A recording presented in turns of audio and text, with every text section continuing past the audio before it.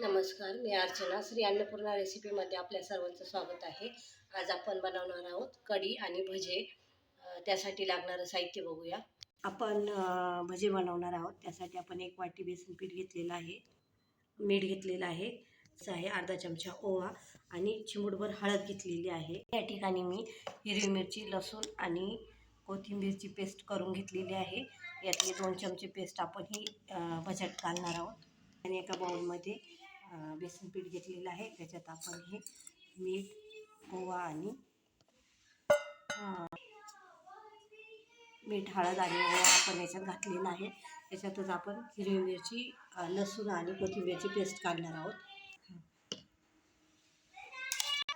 या ठिकाणी मी कोथिंबीर जास्त घेतलेली आहे पेस्टमध्ये, त्याच्यामुळे मी ही पेस्ट भरपूर घालते. आणि तुम्ही जर मिरची जास्त घेतलेली असेल तर तुम्हाला ही पेस्ट कमी लागेल.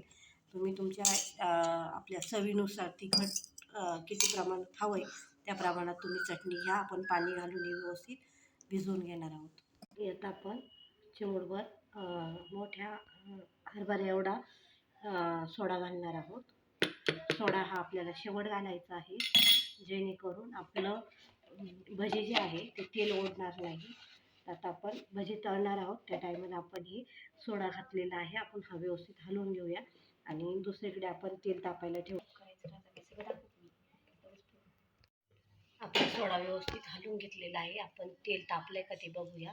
आपलं तेल एकदम कडक तापलेलं आहे. ज्या टायमाला आपण भजे सोडणार आहोत त्या टायमाला गॅस हा मंद करणार आहोत. आपण हाताने सुद्धा हे भजे सोडू शकतो.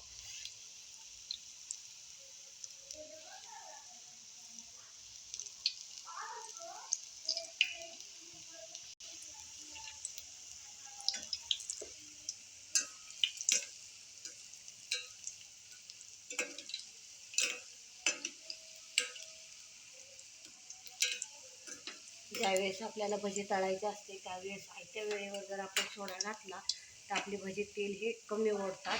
म्हणून आपण वेळेवर म्हणजे जितके वेळ आपल्याला आधी पीठ भिजत घालायचं आहे तितके वेळ आधी पीठ भिजत घालायचं आणि भजी तळायच्या काही सेकंद आधी सोडा घालायचा आणि लगेच भजी तळायला घ्यायची. म्हणजे आपले भजी फुलतात आणि तेल पण कमी ओढतात आणि सोडा हा देखील कमी लागतो.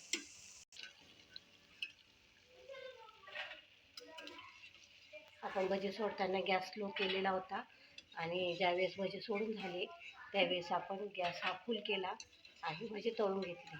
जर गॅस आपण स्लो ठेवला तर भजी तेल खूप ओढतात. तेल ओढू नये असं जर वाटत असेल तर आपण गॅस हा फुल करून मग भजी काढून घ्यायची. आणि हाताला गरम लागू नये म्हणून आपण सोडताना स्लो गॅस करायचा आहे. दही घेतलेलं आहे एका पातेल्यामध्ये आणि हे आता तुम्ही ज्या प्रमाणात दही घ्याल त्या प्रमाणामध्ये तुम्हाला ते गोड करायचं आहे. आणि आता माझं दही हे 4 चमचे साखर टाकल्यानंतर गोड होणार आहे. मी 4 चमचे साखर यात घातलेली आहे.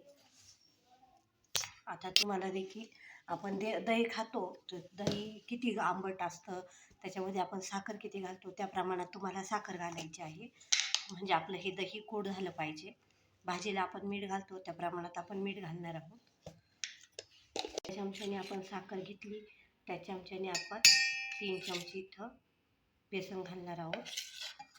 बेसन आपल्याला खूप पण नाही घालायचं आहे, थोडंच बेसन घालायचं आहे.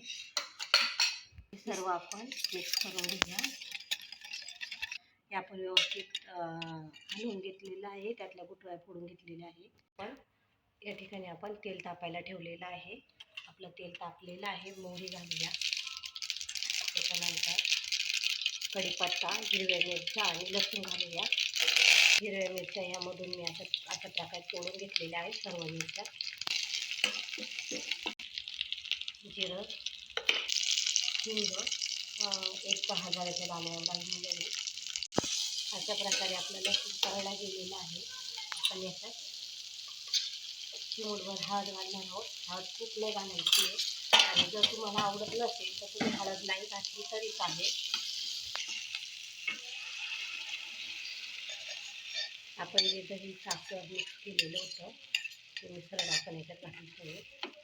आपण ज्या पातेल्यामध्ये दही आणि साखर वगैरे काढून घेतली. त्या पातेल्यात पाणी घालून आपण ते पाणी त्याच्यात घालतोय व्यवस्थित आणि हलवून घेऊया. तुम्हाला कढी दिसत असेल किती छान दिसते आणि वास किती छान येतोय मला विचारा. एकदम मस्त वास येतोय आणि एकच नंबर कढी झालेली आहे आपली. आता आपण ही उकळून देणार आहोत. अशा प्रकारे आपली ही कढी झालेली आहे आणि आपण ही कढी थोडीशी पातळच बनवणार आहोत, कारण आपण भजे घालणार आहोत आणि भजे घातल्यानंतर ही कढी जी आहे ती थोडीशी घट्ट होणार आहे. आता आपण याच्यामध्ये जे भजे तळून ठेवलेले होते ते घालणार आहोत आणि भजे आपलं कढीचा रसा ओढून घेतात, म्हणून आपण कढी ही थोडी पातळ बनवलेली आहे नेहमीपेक्षा. जर तुम्हाला भजे घालायचे नसतील तर तुम्ही नेहमीसारखी थोडीशी घट्ट अशी कढी बनवा. तशी पण कढी छान लागते, पण भज्यामुळे त्याला अजून थोडीशी वेगळी लागते आणि मस्त दिसते. आणि मुलांना पण कढी भजी हे आवडतात. आंबट गोड अशी चटणीसारखी मस्त आणि खूप छान वास येतोय. आणि मुलांनी तर भजे खाऊन बघितले, निम्मे भजे खाऊनच गेले खाऊनच संपून गेले आणि मुलं सांगतायत की भजे खूप छान झाले. तुम्ही देखील असे भजे बनवा, कढी बनवा आणि मला कमेंटमध्ये सांगा की कसे झाले ते. आणि परत आपण भेटूया नवीन रेसिपी घेऊन. तोपर्यंत बाय बाय.